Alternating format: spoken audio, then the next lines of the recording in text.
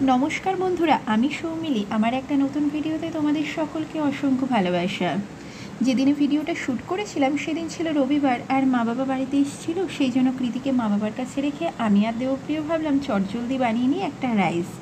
तो आजके जे राइसटा बानाबो सेटा छिलो हार्ब राइस। और हार्ब राइस बानानोर जोन्नो आमरा निये नियेछिलाम ओई बेसल लिफ, मिंट और निये नियेछिलाम धनेपाता।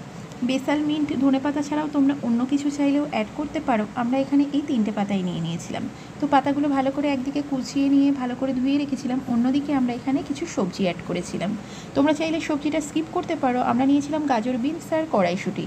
तो तेले भालो करे गाजर बिन्स और कड़ाइशुटिटा भाजा भाजा करे नियेछिलाम और दिये नियेछिलाम नुन और अल्प परिमाणे गोलमरिच। अन्यदिके देहरादून राइसटाके भालो करे धुये आमरा जल झराते रेखे दियेछिलाम। राइसटा किन्तु कखनोई भिजिए राखबे ना। तो जल झरिए निये तारपरे ओटाके मोटामुटी ओई 70% मतो हये जेते सेटा आमरा उपुर करे दियेछिलाम।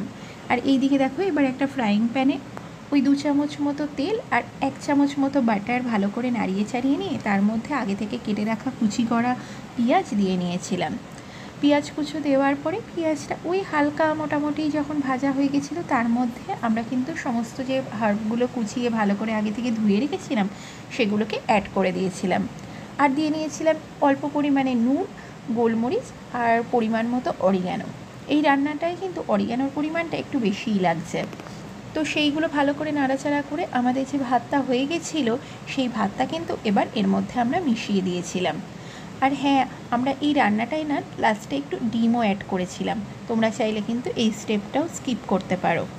এই দেখো আমরা এখানে ভাতটাকে এর মধ্যে মেশাচ্ছিলাম আর পরিমাণ মতো ওপর থেকে নুন, গোলমরিচ, মিষ্টি আর হ্যাঁ, বাড়িতেই আমরা কিন্তু গরম মশলা বানিয়ে নিয়েছিলাম, সেটা কিন্তু অ্যাড করেছিলাম। ওই শুকনো খোলায় আগে থেকে দারচিনি, লবঙ্গ, তেজপাতা, এলাচ আর স্টার মশলা নিয়ে ভালো করে একটু নাড়িয়ে চাড়িয়ে সেটাকে মিক্সিতে গুঁড়ো করে নিয়েছিলাম।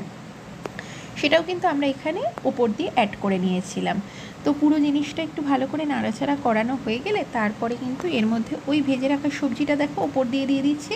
তো এই সবজিটাই তোমরা চাইলে স্কিপ করে নিতে পারো আর ডিমটাও স্কিপ করতে পারো। শুধু হার্ব দিয়ে রাইসও খেতে কিন্তু খুব টেস্টি লাগে। তো আমরা এখানে ওই হার্ব ফ্রাইড রাইস যাকে বলে ওই ধরনের বানানোর চেষ্টা করেছিলাম। তো সেই জন্য এর মধ্যে কিন্তু ওই গাজর বিনসের যে মিক্সড সেটাও অ্যাড করে দিয়েছিলাম। তারপরে ওপর দিয়ে লাস্টে অল্প পরিমাণে একটু বাটারও ছড়িয়ে দিয়েছিলাম। তো এটা খেতে কিন্তু ভীষণ টেস্টি হয়েছিল। তোমরা চাইলে কিন্তু বাড়িতে এটা বানিয়ে খেতে পারো আর আমাকে কিন্তু কমেন্ট বক্সে জানাতে ভুলো না কেমন হয়েছে খেতে। তো আজকে আমার ভিডিওটা এখানেই শেষ করছি। ভালো লাগলে লাইক করো, শেয়ার করো আর আমার চ্যানেলটা কি এখনও সাবস্ক্রাইব করোনি তাহলে কিন্তু প্লিজ সাবস্ক্রাইব করে দিও। চলো টাটা, বাই বাই।